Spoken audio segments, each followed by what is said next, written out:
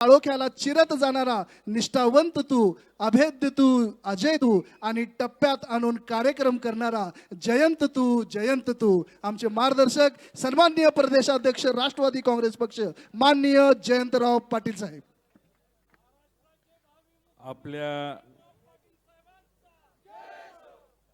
आपल्या सर्वांना आदरणीय असणाऱ्या या मतदारसंघाच्या माजी आमदार आदरणीय संध्यादेवी कुपेकर,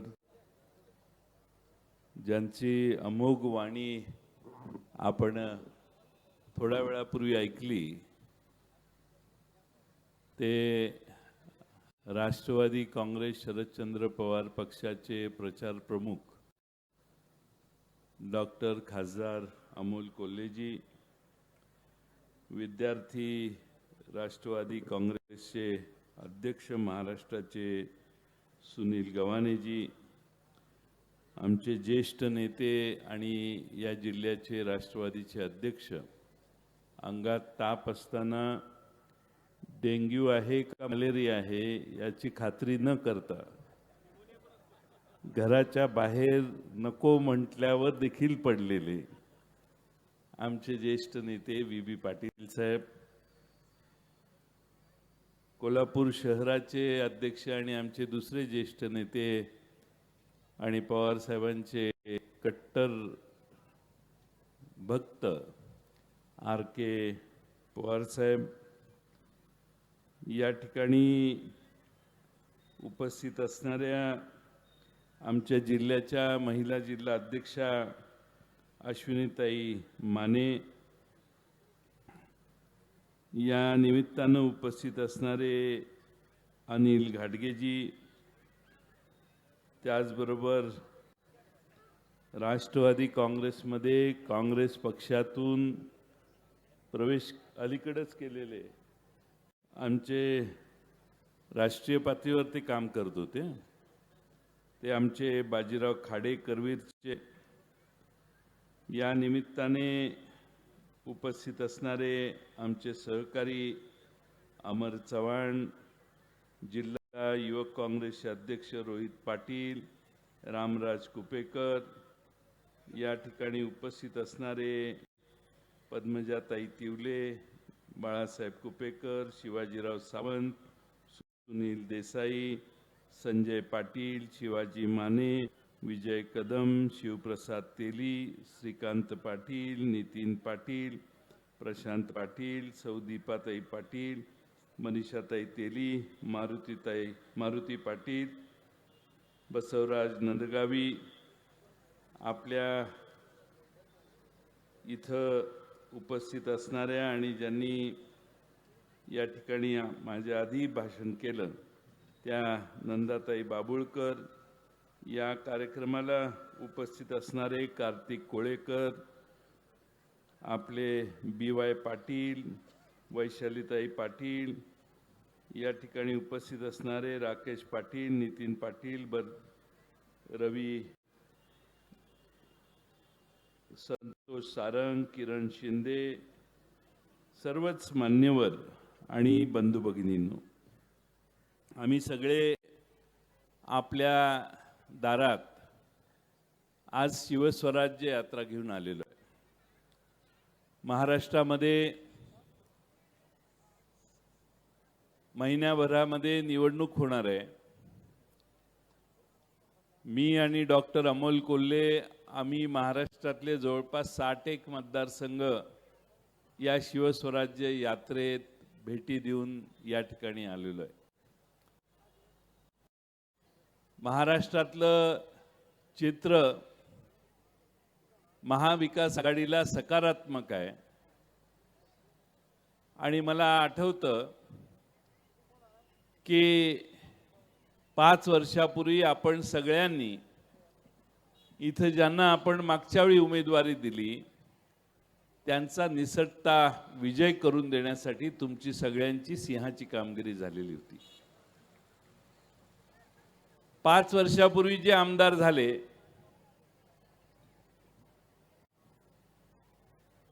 त्यांना उमेदवारी देण्याचं सगळ्यात प्रमुख कारण म्हणजे या ठिकाणी संध्यादेवी कुपेकर यांनी उमेदवारी नाकारली आणि त्यांनी थांबायचं ठरवलं आणि मग आम्ही नवा उमेदवार हुडकला आणि त्यांना उमेदवारी दिली. दुर्दैवाने 5 वर्षात काय झालं तुम्हा सगळ्यांना माहिती आहे. त्यांची उमेदवारी तुम्ही विजयी केली तरी तुम्हाला प्रामाणिक ते राहिले नाहीत, पक्षाशी प्रामाणिक राहिले नाहीत. त्यांनी पक्ष ज्यावेळी फुटला त्यावेळी पवार साहेबांना सोडायचा निर्णय घेतला आणि म्हणून या पक्षात जी लोक पलीकडच्या बाजूला गेली, सरकारकडे गेली, सरकारमध्ये गेली, त्यांनी काही कामं वर्ष दीड वर्षात केलीही असतील, मी नाही म्हणत नाही. पण काम करत असताना प्रत्येक आमदार आपल्या मतदारसंघात सांगतो की 200 कोटी आणले, 500 कोटी आणले, 1000 कोटी आणले, 2000 कोटी आणले. माग त्यांचे कार्यकर्ते मोबाईलवरचा कॅल्क्युलेटर काढतात आणि गुणाकार करून बघतात 20% किती मिळाले असतील, 15% किती मिळाले असतील, 25% किती मिळाले असतील. याच्याच चर्चा मतदारसंघामध्ये जास्त चालू आहेत, कारण ह्या पक्ष फुटून तिकडे गेलेल्या कुणावरही जनतेचा विश्वास राहिलेला नाही. आणि म्हणून पवार साहेबांनी ठरवलेलं आहे की यावेळी पुन्हा एकदा स्वर्गीय बाबासाहेब कुपेकरांच्या सगळ्या कार्यकर्त्यांची एकजूट करायची आणि आपल्या समोर नवा चेहरा द्यायचा. आणि पवार साहेबांचा ठाम विश्वास आहे की स्वर्गीय बाबासाहेब कुपेकरांचे सगळे कार्यकर्ते पूर्ण ताकदीने लढतील. या मतदारसंघात पुन्हा एकदा विजयश्री खेचल्याशिवाय ते राहणार नाही. महाविकास आघाडीच्या बैठका चालू आहेत. त्याचबरोबर पुण्यामध्ये स्वतः खुद्द पवार साहेब बसून अर्ज करणाऱ्या सर्व कार्यकर्ते जे उमेदवार होऊ इच्छितात त्यांच्याशी चर्चा करतायत. कमी वेळ मिळतोय चर्चेला, पण चर्चा सर्वांशी करतायत. आणि मला खात्री आहे की महाराष्ट्रामध्ये राष्ट्रवादी काँग्रेस शरदचंद्र पवार पक्ष असा पर्याय महाराष्ट्रातल्या प्रत्येक मतदारसंघात की सामान्य माणसं त्या ठिकाणी तुतारी वाजवणाऱ्या माणसाच्या मागे ताकदीने उभा राहतील आणि महाराष्ट्रात जास्तीत जास्त संख्येनं राष्ट्रवादी काँग्रेसचे आमदार निवडून येतील. अनेक प्रश्न आहेत ज्याचा माझ्या आधीच्या चर्चा उहापोह आमच्या सुनील गव्हाणेंनी आणि माझ्या आधीच्या अमर चव्हाणांनी केला, ताईंनी, नंदाताईंनी केला, अमोल कोल्हेंनी केला. त्या सर्वांची पुनरावृत्ती करण्याची गरज. पण या ठिकाणचं जे स्मारक आहे प्रतापराव गुर्जरांचं, तर अमोल कोल्हेजी तिथं जाऊन बाबांनी मला कित्येक वेळा सांगितलेलं आहे की त्या स्मारकाचे पण ते स्मारकाच्या तिथं जाऊन दर्शन केलं की पुढं चांगलं होतं म्हणून. त्यामुळं हे झाल्यावर एक वेळ नंदाताई जेवण राहिलं तर चालेल, पण स्मारकाचं दर्शन झालं पाहिजे. स्मारकाच्या मागे जे शौर्य आहे प्रतापराव गुर्जरांचं, या भागातली लोक किती शौर्यवान आहेत, स्वतःचा स्वाभिमान न सोडणारे आहेत. आणि कुणी छत्रपती शिवाजी महाराजांनी इतिहास आपल्याला माहिती आहे की प्रतापराव गुर्जरांच्या विषयी काही उद्गार काढले आणि प्रतापराव गुर्जरांनी त्याच वेळी निर्णय घेतला आणि खानाच्या मोठ्या छावणीवर हल्ला करायचा निर्णय केला. त्यामुळं जीवाच्या पलीकडे जाऊन या भागातले मावळे एकदा निष्ठा दिली की त्याच्या मागे राहतात. हा स्वर्गीय बाबासाहेब कुपेकरांच्या पासून आपल्या सगळ्यांना अनुभव आहे आणि तेच काम उद्याच्या विधानसभेच्या निवडणुकीत आपण सगळ्यांनी करायचे. महाराष्ट्रामध्ये छत्रपती शिवाजी महाराजांच्या पुतळ्यामध्ये सरकारने भ्रष्टाचार केला म्हणून मालवणचा पुतळा हा कोसळला. हा इतिहास आपल्याला विसरता येणार नाही. छत्रपती शिवाजी महाराजांच्या पुतळ्यात भ्रष्टाचार केला, तसं महाराष्ट्रामध्ये मोठमोठ्या प्रकल्पातून पैसे काढायचे आणि सामान्य निवडणुकांमध्ये प्रचंड खर्च हा महाराष्ट्रातल्या लोकसभेत झालेला आपण बघितला, तसाच विधानसभेतही होईल यात माझ्या मनात काही शंका नाही. आणि म्हणून आपण मनाची तयारी करा.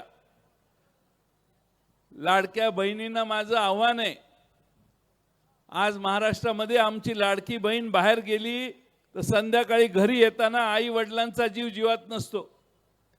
लहान मुलगी शाळेला पाठवली तर ती घरी येईल का, हे आज खात्रीनं पालक सांगत नाहीत. बदलापूरला झालेल्या घटनेने हे महाराष्ट्रात आता प्रसिद्ध झालेलं आहे की महाराष्ट्रातल्या आमच्या बहिणी सुरक्षित नाहीत. काल परवा पुण्यामध्ये रात्री उशिरा एका मुलीवर 3-4 नराधमांनी बलात्कार केला. ही कालची ताजी घटना आहे, 3 दिवसापूर्वीची. अशी महाराष्ट्रामध्ये अनेक ठिकाणी महिलांच्यावर अत्याचार वाढलेले आहेत. 2014 साली ज्यावेळी आम्ही सरकारमधून बाहेर आलो, त्या वर्षी महाराष्ट्रामध्ये 25-26 हजार महिलांचे वरच्या अत्याचाराचे गुन्हे दाखल झालेले. 2023-24ला जवळपास महाराष्ट्रामध्ये आता 50,000च्या वर गुन्हे महिलांच्यावर दाखल झालेले. यांचं सरकार आल्यावर महाराष्ट्रातल्या गुन्हेगारांना भीती वाटेना झाली आहे. गुन्हेगारांचं समर्थन राज्यात गृहमंत्री असणारे उपमुख्यमंत्री मुंबईमध्ये दहीहंडीत करतात. याच्यापेक्षा महाराष्ट्राच्या कायदा व सुव्यवस्थेच्या आणखीन काही माप काढायची गरज नाही. स्वतः राज्याचे उपमुख्यमंत्रीच ज्यांनी अनेक गुन्हे केले त्यांचा उल्लेख करून त्यांना पाठिंब्याच्या अपेक्षा व्यक्त करतात.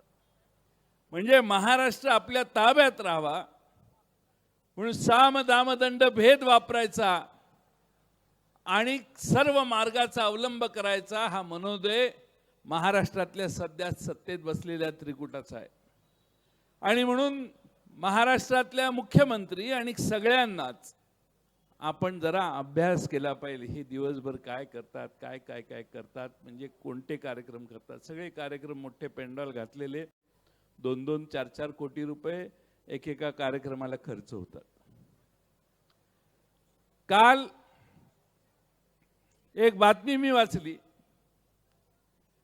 मुख्यमंत्री महाराष्ट्राचे दावोसला गेलेले. दावोस स्वित्झर्लंडमध्ये एक गाव आहे छोटंसं.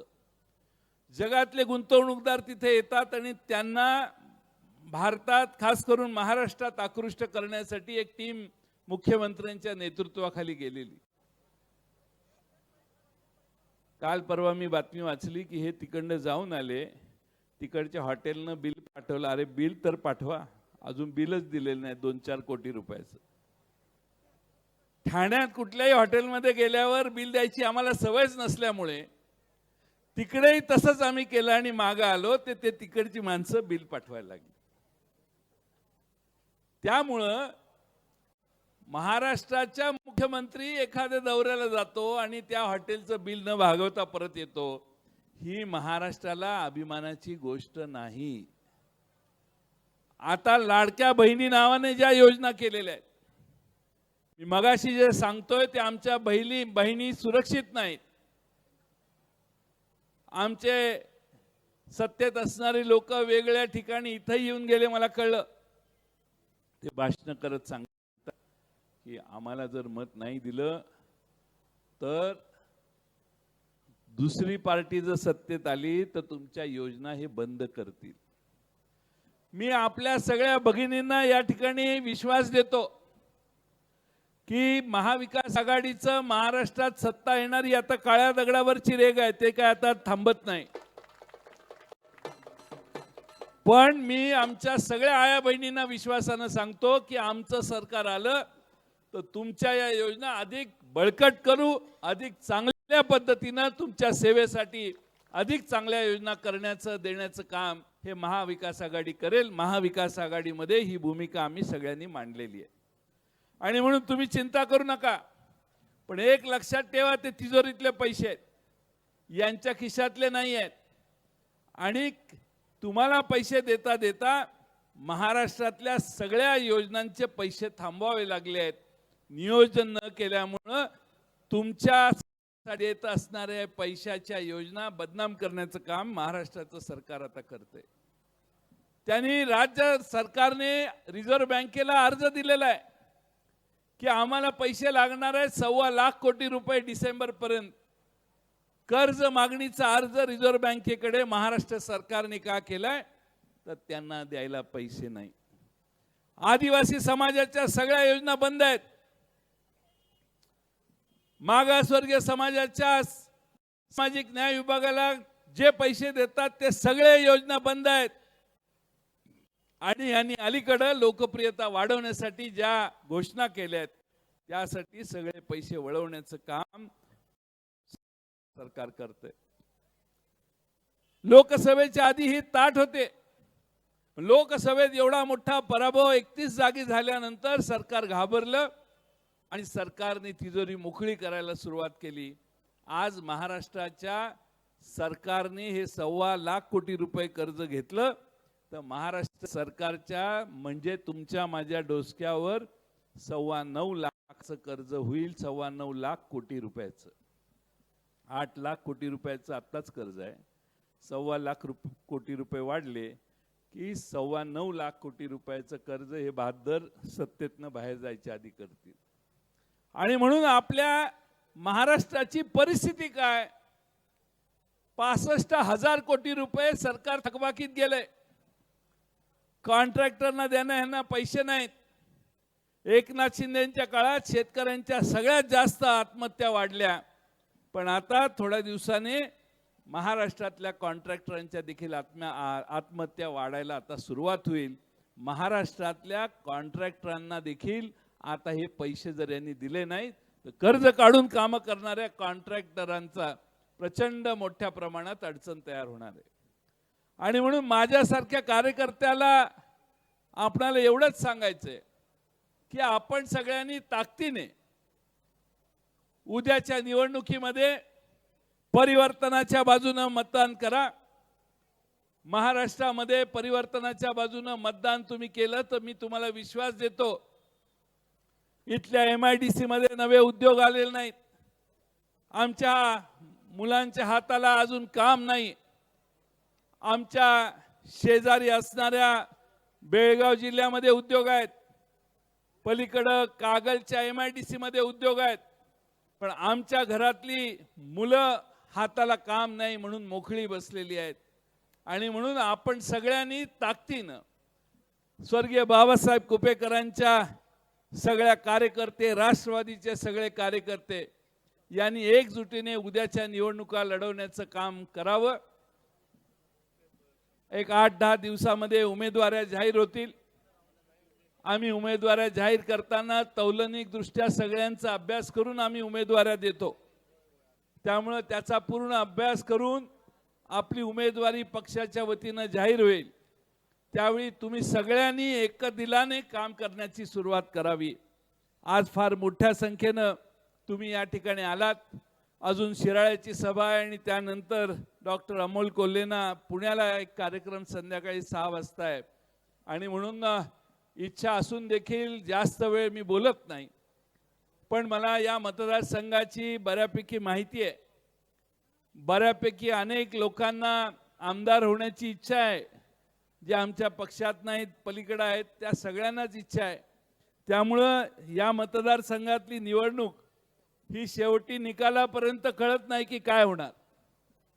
पण तुम्ही सगळे एक झाला तर आजपर्यंत स्वर्गीय बाबासाहेब कुपेकरांनी या मतदारसंघात 5 वेळा विजय मिळवलेला आहे. त्याच पद्धतीने या मतदारसंघात आपण विजयी होऊ शकतो हा आम्हा सगळ्यांना आत्मविश्वास आहे. आणि त्यासाठी उद्याच्या निवडणुकांमध्ये तुम्ही सगळ्यांनी ताकदीनं काम करायला सुरुवात करा. आमचे खरं म्हणजे तिन्ही तालुक्याचे अध्यक्ष चंदगडचे शिवाजी सावंत कुठे गेले? शिवाजी सावंतांच्याकडे आम्ही चंदगडला एकदा गेलो होतो परवा. शिवाजीराव माने गडिंग्लजचे तालुका अध्यक्ष आणि मुकुंदराव देसाई आपले बाहेरगावी गेलेत. या तिन्ही अध्यक्षांना माझी विनंती आहे की विधानसभा अध्यक्ष शिवप्रसाद तेली, तुम्ही सगळ्यांनी मिळून पक्ष एकत्रित बांधा, चांगल्या ताकदीनं आपापले जे काही चर्चा असतील त्या संपवा आणि सगळ्यांनी एकमुखाने आपला उमेदवार तयार करा. आपण सगळे ताकदीनं काम करायला लागला तर मला विश्वास आहे की उद्याच्या निवडणुकात पवार साहेबांना हा उमेदवार द्यायचा आहे, ही स्वप्न आपण एकदा सगळ्यांनी पूर्ण करून दाखवावे. तुतारी वाजवणाऱ्या माणसाचं वजन महाराष्ट्रात वाढलेलं आहे. एक काळ असा होता, VB पाटील साहेब, माणूसच नव्हता ऑफिसमध्ये, माणूसच यायचा नाही. माणसाला वाटते जाता संपली पार्टी. पण आमचा सगळ्यांचा ठाम विश्वास होता की नेतृत्वाखाली काम करतोय त्या नेत्यात एवढी प्रचंड जादू आहे की शून्य असलं तरी त्याच्या पुढं 10 लिहिण्याची त्यांची ताकद आहे. आणि 100पर्यंत आता जागा वाटपात आम्हाला एवढी जागा मिळतील की नाही माहीत नाही, पण आम्ही पूर्ण 100% निर्णय निकाल घेऊ शकतो. आणि तो 100% निकाल कोणाच्या जीवावर, तर तुमच्या सगळ्यांच्या जीवावर आम्ही हे बोलू शकतो. त्यामुळे तुम्ही आपले मतभेद विसरून 84 वर्षाच्या योद्ध्याच्या मागे उभा राहायची तयारी करा. 84 वर्षाच्या योद्ध्याला आपल्या मतदारसंघातून तुतारी वाजवणाऱ्या माणसाच्या मागे आशीर्वाद देण्यासाठी आपण सगळ्यांनी प्रयत्न करावेत. माझा अनुभव आहे, 10 खासदारांकीचे उमेदवार उभे केले, 8 निवडून आले, 1 जाता पडले आमचे सातारचे. पण एकदा तुतारी वाजायला लागली मतदारसंघात तर ती थांबत नाही. माणसं बाकीच्या सगळी निशाणी सोडतात आणि तुतारीच्या मागे लागतात. हा तुतारीचा एक मोठा गुण आहे. आणि म्हणून आपल्या सगळ्यांना माझी विनंती, या तुतारी वाजवणाऱ्या माणसाचा प्रचार आपण सुरू करा. ताकदीनं उद्याच्या निवडणुका आपण करू. निवडणुका सुरू होतील त्यावेळी पुन्हा आपल्या चंदगडलाही सभा होतील, आणखीन 2-4 ठिकाणी सभा होतील, आजऱ्यालाही सभा होईल. पण आपण सगळे ताकदीनं काम करूया एवढीच या निमित्तानं अपेक्षा व्यक्त करतो आणि मी माझी आपल्या सगळ्यांची रजा घेतो. धन्यवाद.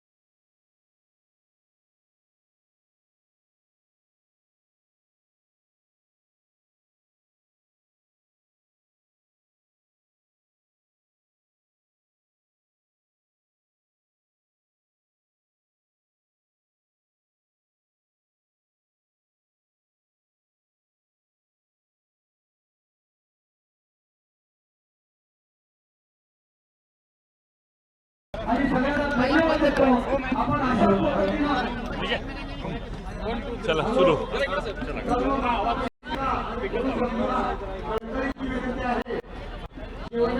एकूण आपण जवळपास 60 ते 62 विधानसभा मतदारसंघामध्ये यात्रा घेऊन आलो. अशा पद्धतीचा